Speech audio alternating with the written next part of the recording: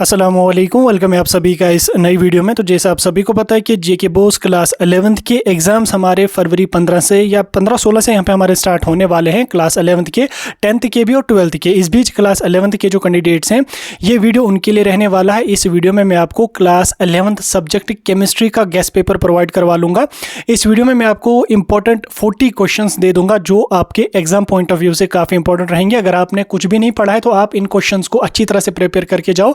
अगर आपको अच्छा स्कोर ना भी आ जाएगा लेकिन तो भी आप अच्छी तरह से पास हो जाओगे। बाकी अगर आपने अच्छी तरह से पढ़ा है तो आप इन 40 क्वेश्चंस को जो वो प्रैक्टिस कर लेना, ठीक। इनसे आपकी प्रिपरेशन भी बूस्ट हो जाएगी और ये 40 क्वेश्चन आपके बहुत ही ज़्यादा है एग्जाम पॉइंट ऑफ व्यू से। एक एक करके हम सभी क्वेश्चंस को देखेंगे। आप चाहें तो आप रफ कॉपी पेंसिल लेके इन क्वेश्चंस को 1 बाय 1 करके नोट डाउन कर ले, नहीं तो लास्ट पे आप इनका स्क्रीनशॉट भी ले लेंगे। वैसे आप नोट डाउन कर लो, एक एक करके मैं क्वेश्चन को बताता जाऊंगा। क्वेश्चन आपके स्क्रीन पे दिख रहे होंगे। पहला क्वेश्चन यहाँ पे है law of definite proportion and law of multiple proportion. आप इसको भी देख लो, ये भी इंपॉर्टेंट है। क्वेश्चन नंबर 2 ये भी आपका इंपॉर्टेंट है। Simple numericals on mole concept, ठीक। मोल कंसेप्ट आप पढ़ लोगे, उसमें कुछ सिंपल से न्यूमेरिकल्स भी आपके पूछे जा सकते हैं। देन उसके बाद यहाँ पे एम्पेरिकल फार्मूला है, उसके बाद मॉलिक्यूलर फार्मूला है, इनकी यहाँ पे डेफिनेशन और बाकी चीज़ें आपको लिखनी पड़ेगी। क्वेश्चन नंबर 4 यहाँ पे आपको स्क्रीन पे दिख रहा होगा, hybridisation sp2 and sp3 hybridisation, ये काफ़ी इंपॉर्टेंट है। अक्सर जेके बोस ये एग्जाम्स में पूछती रहती है। नेक्स्ट क्वेश्चन यहाँ पे मॉलिक्यूलर ऑर्बिटल थ्योरी यानी कि MOT theory with O2 and N2, ठीक। O2 और N2 की आपको एग्जाम्पल के साथ MOT थ्योरी को एक्सप्लेन करना पड़ेगा।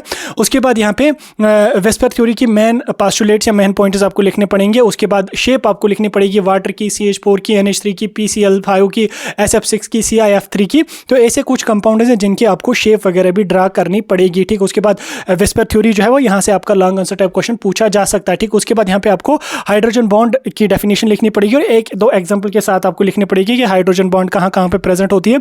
नेक्स्ट यहाँ पे क्वेश्चन नंबर 8 है state second and third law of thermodynamics, ठीक। Second law of thermodynamics and third law of thermodynamics, ये आपको पता होना चाहिए। इसकी भी डेफिनेशन आपकी पूछी जा सकती है। उसके बाद relationship between del H and del U, इसकी रिलेशनशिप आपको लिखनी पड़ेगी। उसके बाद यहाँ पे sign of del H, del S and del G for spontaneous and non spontaneous process, ठीक। उसमें उसके हिसाब से आपके इनकी जो वो साइंस यहाँ पे लिखने पड़ेंगे। हो गए क्वेश्चन नंबर टोटल 10 क्वेश्चन। आप इसका स्क्रीनशॉट ले लो, नहीं तो आपने नोट डाउन किया होगा होपफुली। क्वेश्चन नंबर 11 यहाँ पे है state हैसेस law objective on entropy, ठीक। ये आपको एक्सप्लेन करना पड़ेगा, ऑब्जेक्टिव भी लिखनी पड़ेगी। उसके बाद यहाँ पे surface tension factors affecting surface tension, ये भी इंपॉर्टेंट है। उसके बाद Charlie's law ideal gas equation, ये भी आपकी इंपॉर्टेंट है। उसके बाद यहाँ पे explain kinetic theory of gases, ये भी बहुत ज्यादा इंपॉर्टेंट है। नेक्स्ट यहाँ पे distinguish between ideal gas and real gases, ये भी बहुत ही ज्यादा इंपॉर्टेंट है एग्जाम पॉइंट ऑफ व्यू से। उसके बाद यहाँ पे ionization energy factors affecting ionization energy, ये भी काफी इंपॉर्टेंट क्वेश्चन है। उसके बाद यहाँ पे S block and P block elements की डेफिनेशन और बाकी चीजें आपको लिखनी पड़ेंगी, साथ में उनकी प्रॉपर्टीज वगैरह भी आपको मेंशन करने पड़ेंगी सेपरेटली, ठीक। उसके बाद यहाँ पे नेक्स्ट है यहाँ पे आपका बोहरस थ्योरी ऑफ एटम। उसके बाद simple numericals on energy and radius, ठीक। उस पे आपके जो है एनर्जी और रेडियस पे आपके सिंपल से कुछ न्यूमेरिकल्स भी पूछे जा सकते हैं, लेकिन बोहरस थ्योरी ऑफ एन एटम जो है वो बहुत इंपॉर्टेंट है। ये आपके क्वेश्चन पेपर में आ सकती है, ठीक। फिर चाहे 2 मार्क्स में आ जाए, 3 मार्क्स में आ जाए या लॉन्ग आंसर टाइप में आ जाए तो आ ही जाएगी आपकी, ठीक। उसके बाद यहाँ पे डी ब्रोगलीज इक्वेशन बहुत ज्यादा इंपॉर्टेंट है, इसको अपने ड्रा कर पे भी लिखनी है। उसके बाद इससे कुछ न्यूमेरिकल्स भी आपके आ सकते हैं 2 मार्क्स वाले, तो उनको भी आप प्रिपेयर करके जाना। उसके बाद यहाँ पे distinguish between orbit and orbital, ठीक। इनके बीच में आपको डिस्टिंग्विश यानी कि डिफरेंस पता होना चाहिए, ये भी आपका पूछा जा सकता है। क्वेश्चन नंबर 21 यहाँ पे आपका है state Pauli's and Hund's rule, ये बहुत ज़्यादा हुंड्स रूल तो अक्सर जेके बोपी पूछती ही रहती है, तो ये आपको पता होना चाहिए, ठीक। उसके बाद क्वांटम नंबर्स और उनके ऑब्जेक्टिव्स आपको पता होने चाहिए। ऑक्सीडेशन रिडक्शन रिएक्शंस इंपॉर्टेंट है। ऑक्सीडेशन नंबर आपका इंपॉर्टेंट है, इनके ऑब्जेक्टिव्स इंपॉर्टेंट है। उसके बाद लीचेटलेयर्स प्रिंसिपल बहुत ही ज़्यादा इंपॉर्टेंट है। उसके बाद रिलेशनशिप बिटवीन केपी एंड केसी बहुत ही ज़्यादा इंपॉर्टेंट है, पता होना चाहिए आपको। उसके बाद Arrhenius concept of acid and base and Lewis concept, ठीक। एसिड बेस एंड साल्ट आपका यूनिट है, उससे आपका एरेनियस कंसेप्ट और लेविस कंसेप्ट बहुत ज़्यादा इंपॉर्टेंट है। बाकी जो कंसेप्ट्स हैं वो भी आप पढ़ लेना, लेकिन ये 2 कंसेप्ट्स जो है वो दिमाग में बिठा के जाना, ये बहुत इंपॉर्टेंट है, ये पूछी जा सकती है। उसके बाद यहाँ पे कॉमन आयन इफेक्ट इंपॉर्टेंट है, ठीक। न्यूमेरिकल्स ऑन पीएच वैल्यू पे आपके न्यूमेरिकल्स पूछे जा सकते हैं। उसके बाद बफर सोल्यूशन इंपॉर्टेंट है, उसके एग्जांपल्स आपके पूछे जा सकते हैं।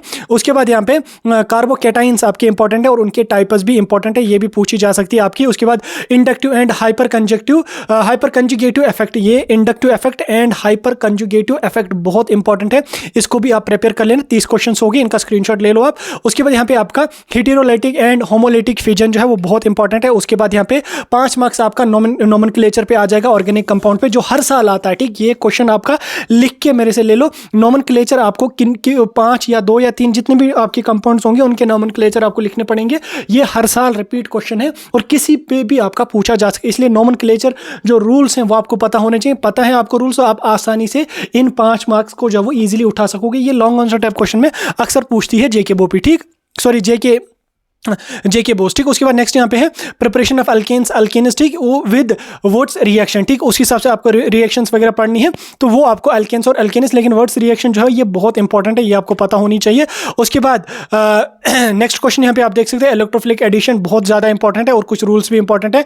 इलेक्ट्रोफिलिक एंड न्यूक्लियोफाइल जो है वो इलेक्ट्रोफाइल एंड न्यूक्लियोफाइल बहुत इंपॉर्टेंट है, ये भी जेके बोस पूछती रहती है। उसके बाद यहाँ पे कन्फर्मेशन ऑफ इथेन, ठीक, ये भी बहुत इंपॉर्टेंट है, इसको भी आप प्रिपेयर कर लेना।